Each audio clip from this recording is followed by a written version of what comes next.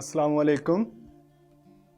मैं हूं मोहम्मद इमरान और आज हम G71 rough turning canned cycle की एग्जाम्पल डिस्कस करेंगे।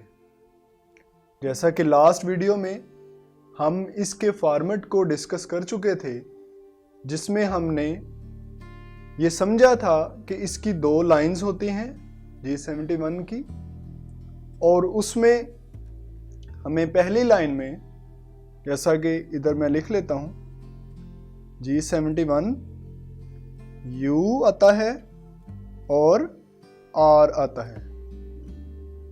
तो इसमें हमने देखा था कि G71 की पहली line U depth of cut को जाहिर करती है, इसके साथ R जो कि रिटर्न पॉइंट या रिटर्न हाइट को जाहिर कर रहा है। इसी तरह इसकी सेकंड लाइन में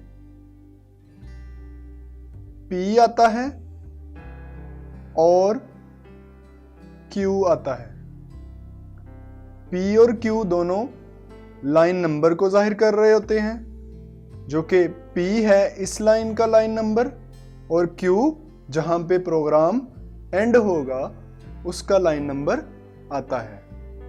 इसी तरह इससे नेक्स्ट U और W फिनिशिंग अलाउंस के तौर पर आ जाते हैं। U डायमीटर में फिनिशिंग अलाउंस और W लंबाई में, लेंथ में फिनिशिंग अलाउंस, और लास्ट में हमारे पास यहां पर फीड आ जाती है। तो इसकी हमने आज एक रॉ मटेरियल से इस वर्कपीस को तैयार करने के लिए एग्जाम्पल डिस्कस करनी है। जैसा कि हमारा रॉ मटेरियल है, उसकी लंबाई 40 मिलीमीटर है और डायामीटर 30 मिलीमीटर है। उसके ज़रिए हमने टूल से कट लगाते हुए इस तरह का एक वर्कपीस बनाना है, जिसमें सिंपल एक 10 मिलीमीटर का डाया है, देन 20 मिलीमीटर है और देन एक रेडियस लग रहा है।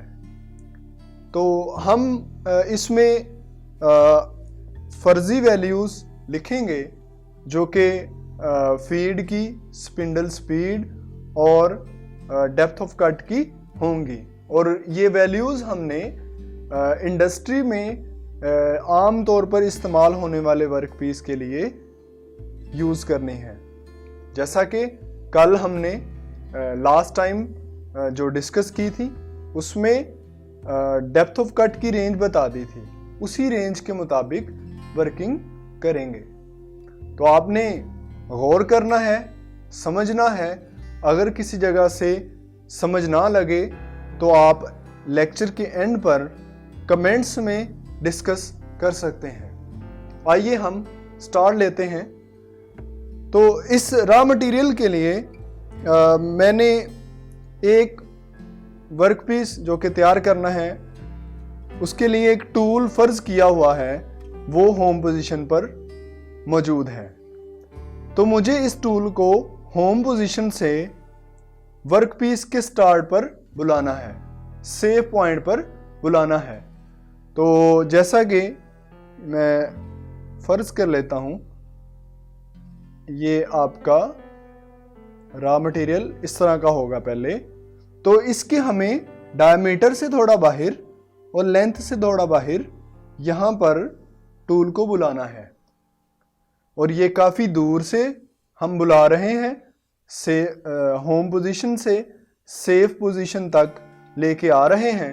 तो ये हमें G00 से बुलाना होगा, यानी कि मेरी पहली लाइन यहाँ पर G00 से आएगी, और मुझे यहाँ का, इधर से यहाँ पहुँचना है, तो इधर का डायामीटर बताना है। चूँकि ये अभी होम पोजीशन है, यहाँ 00 है। हम प्रोग्राम स्ट्रक्चर जो लिखते हैं, यानी कि इस लाइन से ऊपर वाला हिस्सा, उसमें बताया गया होता है कि जब आप G50 लगा देते हैं तो ये 00 आपके वर्कपीस के यहाँ सेंटर में शिफ्ट हो जाते हैं। तो मुझे क्या करना होगा, इस सेंटर के लिहाज से जितना डायमीटर बनता है वो लिखना होगा। यानी कि यहां पर अगर मैं देखूं तो मुझे पता चल रहा है कि x यानी कि डायमीटर यहां पर 30 है, 30 है, तो इससे थोड़ा बाहर ये डायमीटर बढ़ जाएगा।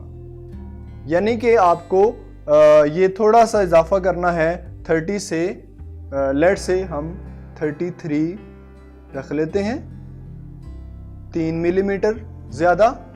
इसके साथ लेंथ में थोड़ा सा बाहर निकालेंगे, यानी कि लेंथ में ये Z 3 मिलीमीटर बाहर आ जाएगा। अब आपने गौर किया होगा कि मैं 33.0 लिख रहा हूं और यहां 3.0 लिखा है। ये इशारिया लिखने का मकसद ये है कि हमारी बाज़ मशीन्स में ये हमें मेंशन करना पड़ता है कि इशारिया के बाद 0 है, इशारिया के बाद 0 है, इसलिए हम यहाँ पर 0 मेंशन कर रहे हैं। कुछ मशीन्स में आप ये इशारिया और 0 ना भी लिखें तो आपका प्रोग्राम सही चलेगा, लेकिन मैं ये समझता हूँ कि सेफ्टी पॉइंट ऑफ व्यू से हम इसको इशारिया 0 मेंशन कर दें। सेकंड लाइन में आए तो हम G71 देख रहे हैं, यहाँ पर U है, U यानी कि डेप्थ ऑफ कट है। मैं यहाँ डेप्थ ऑफ कट 0.25 मिलीमीटर लिख लेता हूँ और रिटर्न पॉइंट यानी कि टूल यहाँ पर कट लगाने के